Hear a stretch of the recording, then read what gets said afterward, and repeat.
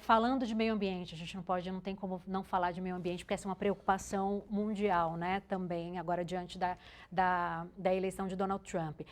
Donald Trump não apenas evita, né, nega, como também combate aí medidas de proteção ao meio ambiente. O que a gente pode esperar de Donald Trump diante da agenda do clima daqui para frente? E aí pensando em Brasil também, de que forma que isso pode impactar em medidas que têm sido adotadas ou defendidas pelo presidente Lula? Olha, em primeiro lugar, em relação ao Trump, tendo em perspectiva que os estados lá nos Estados Unidos são mais fortes, o exemplo da Califórnia é um grande exemplo, né? Que independentemente da política federal, o estado da Califórnia sempre teve uma política pró-meio ambiente, pró-sustentabilidade. O que eu acho é que vai ter uma reversão, por exemplo, provavelmente o governo Trump vai sair do Acordo de Paris, né? Essa é uma das consequências. Outra, em relação ao Brasil, por exemplo, eu acho que impacta os acordos que devem sair agora na reunião de cúpula do G20, de certa forma, porque o Brasil realmente, junto até com a China e com a União Europeia, estão muito engajados na questão do clima, na questão da sustentabilidade, investimentos em baterias, em células fotovoltaicas, enfim, tudo relacionado a investimento verde ou sustentável, né?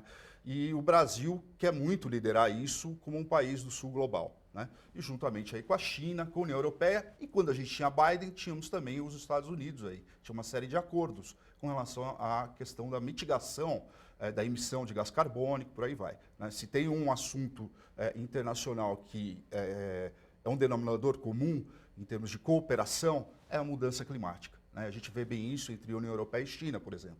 Eles discutem uma série de coisas, por exemplo, subsídios de carros elétricos, há um conflito, uma briga grande em relação a isso, mas no assunto meio ambiente, embora tenham pequenas discussões laterais, eles concordam que é necessária uma cooperação aí, né?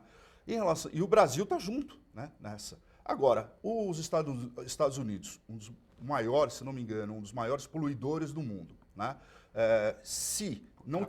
Per capita, se não tiver os Estados Unidos dentro dos acordos multilaterais de clima, né, e eu já vejo impacto já no G20, já na reunião de cúpula, não precisamos nem esperar a COP, né?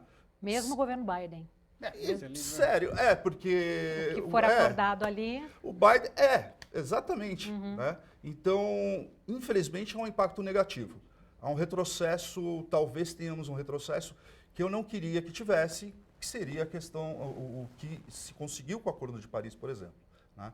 E a vitória do Trump talvez represente isso, um retrocesso. E, obviamente, para o Brasil, fica menos um parceiro aí para liderar a nossa transição para um mundo de fato mais sustentável. Tem impacto também no fundo da Amazônia, né?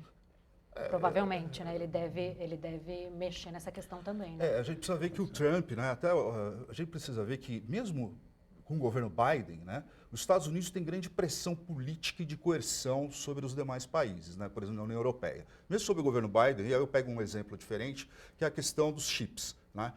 Houve uma pressão do governo norte-americano sobre o governo holandês, por exemplo, para parar de exportar máquinas de produção de chips de alto valor agregado para a China. Quer dizer, então a gente precisa ver que os Estados Unidos deve pressionar outros países aí, sob o governo Trump, de repente, para boicotar ou não realizar acordos relativos à mitigação climática, né?